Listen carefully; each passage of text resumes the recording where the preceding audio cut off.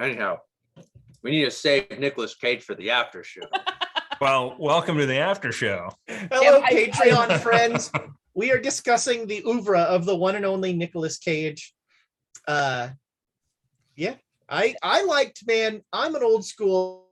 He was really good in oh god, what was the Elvis movie he was in years and years and years ago? Oh yeah, 3 days to Vegas or something, or where he was an Elvis impersonator. And yeah. Thank you very much. I don't remember. Elizabeth Shue was in that, maybe. Yeah, that's right. I think that's right. Oh no, it was 3 days to Vegas, not the dark one, because there was the super dark one that she won an Academy Award for. There was that. I don't. Welcome to Movie Talk with Aaron and Warren. Apparently, it has been so long since the Chaos Agents were on, and with the boys derailing Movie Talk. I just have to. Yeah. Sorry, just have to jump in here. We have to throw out, because we have to stay topical to this episode. Raising Arizona. Why are we? Yeah. Oh yeah, Raising Arizona is the best Nicolas Cage movie. It is true. Now I'm trying to he's got to look it up. Yeah, I'm trying to remember that damn Elvis movie. When I was in when I was in 6th grade, I had a movie review radio show on our local public radio thing. Really? So I got to go to all of the free screenings with actual movie critics. That was the most ridiculous part, was that this 12-year-old kid was in the screening room. They had a little theater down on Market Street. But this was one of the movies, and that's when I figured out that movie critics are joyless people. Honeymoon in Vegas, that's what it was. It was a perfectly serviceable kind of light comedy sort of thing, but Cage plays an Elvis impersonator the whole time, and at one point there's the screen is just full of Elvi. Oh my god. Yeah, and it's not Leaving Las Vegas. That is a much darker movie. One, yeah. So this was interesting because this episode was a lot of setup. This was sort of exposition. The episode. It was actually I hope other people were smarter than I was, because I'm just oh my god, I can't keep up with. Somebody in chat already figured out one of the puzzles. Somebody in the chat already figured out one of the puzzles. Interesting. But so that as a GM, that's challenging, because how do you do an information dump but not make it just so the joke is I think I've told the story, but in the original Massive Nyarlathotep, you start the module at Jackson Elias's door and you get a handout that says what you know about your good friend Jackson Elias, and that's what you want to avoid in any game, is just being here's a handout that tells you everything you know. Now let's play, Yeah. Mm-hmm. But in that handout, does it say that he was shooting his own blood trying to find invisible people? And it didn't mention cilantro. There was a shocking lack of. But the good news is you guys make exposition wildly fun, because you just ask ridiculous questions, and that always makes things fun. I did love the offering the guys the half of nothing reward. Yes, that was good. I tried to talk them down. Their own greed got the better of them. That's right. Yeah. And I did thank you very much for letting me do a little bit of 2 different characters. That was very good for me. And I only messed up the once. You guys have to see when I messed up my accent. Find the Jensen in this picture. Yes. And it is interesting, because we sort of did the introducing backup characters thing. There are chances where people can swap out characters and that sort of thing. And so that's one of the reasons that I got Jonesy back some sanity, was to one of the points of taking that much time off is to kind of recuperate and that sort of thing. Yeah. And then she'd be ready to come back again and do something. But I figured that this at this moment, Ramsey wanted to get, he knows what's going on. He wants to drive. He wants to get that. It's going to get it done. Well, from what I understand, and tell me if this is too meta thinking or whatever, but Mexico is the end, or where we're aiming at the end, right? Yeah. Mexico is the end of this story. Yeah. And I'm totally, like I said, I was totally fine if we wanted to just go let's go to Mexico, because we'll still there'll still be 20 episodes of Minimum. right. Especially, I love the fact that you're like, oh, they're all going to speak English. Yep. In rural agrarian 1870s Mexico.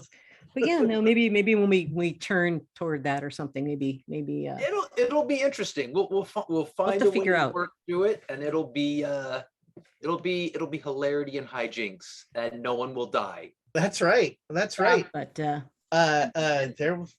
Now the trick will be getting backup characters there. yeah, Right. yeah. And, well, So- and that's part of why I was like, I could take Jake with me and then he hang out in, Carson City, or even come with us to wrangle horses. But I was like, at this point, Susanna is super invested in all of this, and Jake has very little. So short of her dying, I don't see him coming in. Mhm. Maybe one of our backup characters is General Santa Anna. Yeah, Santa Anna, 72-year-old Santa Anna. Oh boy. There's no man. way that could go wrong. Santa Oh Anna's my freaking God. insane, but awesome. Like somebody was like, I'm sure he's not insane. No, he's insane in real life. Yeah. It was If you look he him was, up, He was president of Mexico 11 times, and was pretty sure he should have gone for 12. And just he spent the rest of his life going around America trying to raise money to take over Mexico.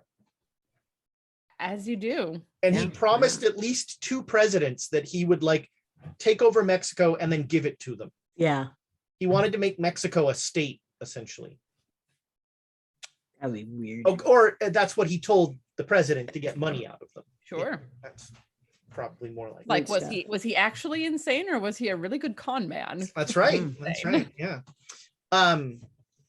And so Patreons, I'll let you know, we are actually playing the campaign that they wrote for Down Darker Trails, Shadows Over Stillwater. But I liked the name Stillwater. So I liked the name Stillwater, and B, my initial plan was, after a short little thing that I came up with, we were going to play this module when they were in Stillwater. But then they left Stillwater a wonder burning why. shambles. All the horrible things you did to us, you drove us out. And you made Susanna kill that dog. And so, Oh. and the funny thing is, it is in the module that guy wants to call it the wrong name, but it was really confusing me because I'm like, this is Valentine, no, Sweetwater, no. Yeah, awesome. The lack of cognitive skills of the people in this town is very challenging to play as a GM. I mean, all you have to do is kind of pause and go, a lot. Yeah, so I mean, that's what various people have various things that are not different good with them. ticks. And Got it. so keeping track of that is a little tricky. Mm. But Makes I thought this was a lot of fun. I really enjoyed. Yeah. Ezra, that looks like a thick module. Is Yeah. that like an actual? Oh, good fair lord. amount going on. Wow. What are we talking Are about? we playing this module? I mean, How long do you plan for us to be here? So it seems like such a waste for something that we could burn down in a day. That's I my mean, concern. a lot of it is setting. So there's like, let's describe the town of Stillwater. Don't need that. Okay. There's a fair amount of stuff that is not the adventure, but it's not a small campaign thread. Was It's the not original massive. Stillwater? Was the original Stillwater in the book? In the main book? I changed it some. It's different than this town. I actually turned it into in the Down Darker Trails book. There's a one of the 2 cities that they suggest as a setting has the ex-Confederate. It's got the guy with the dog and sort of the rich people fighting with the guy who controls the Right. town. And I liked that so much that I wanted to bring that into this Stillwater. Mm. Cool. I don't remember the guy's name, but I remember Duke. Everyone remembers Duke. Duke's in the book, man. Well, he ain't anymore. That's true. Duke has been written out of our series. That poor, Yeah. poor thing. Uh, hard to tell if that dog was just really well trained or a harbinger of evil. There you go. I can tell you if you want, but I'd rather just let you not know. I would rather believe it was a harbinger of evil. Yes. There you go. There you go. I like telling myself little stories. It's how I cope with life. But it's in the book, so I can look. Yeah, that's right. Yeah, you can. I'm not going to. You Nope. have fun. It was just a sweet puppy. No, Oh, probably guys. it was just really well trained, Oh. and it read Jared as a threat, which, to be fair, he was.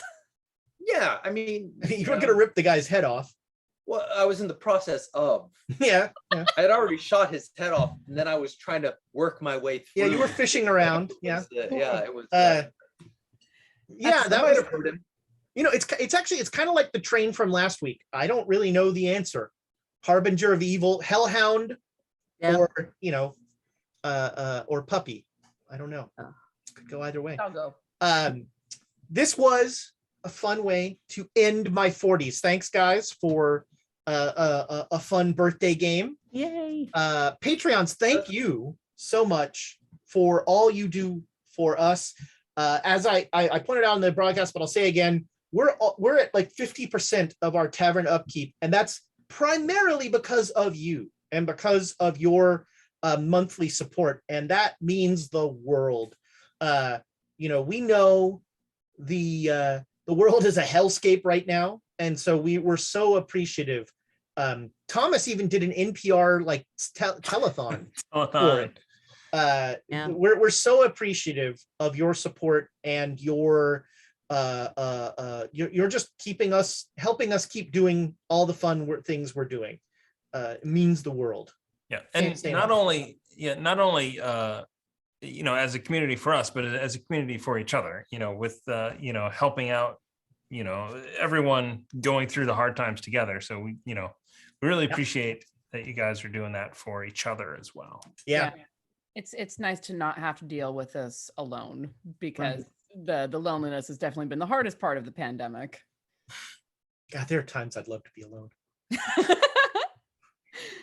I am crap, ready for October. Rachel can see this now, can't she? She's about to come in there with a frying pan, man. It's okay. We'll work out the totes. We'll get this. Yeah, that's right. The tote bag will heal There we all. go. We're There we working go. on our NPR. If you give $100, you're going to get CDs of every episode. If you give. Oh, yeah. We're actually. Can we just get Rick Steves stuff to give away? Because that seems to be. Rick Steves Glorantha. Rick Steves. Yeah. Oh, actually, that'd be pretty good. That would be a fun. Yeah, do That would be a fun. Rick Steves travelogue of various fantasy lands. Rick Steves Just Underdark. Super. Yeah. That actually would be fun.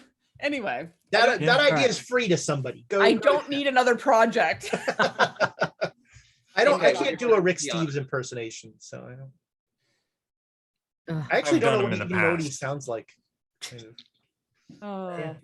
All right. All right. Good night, Patreon Good night. friends. Thank you again.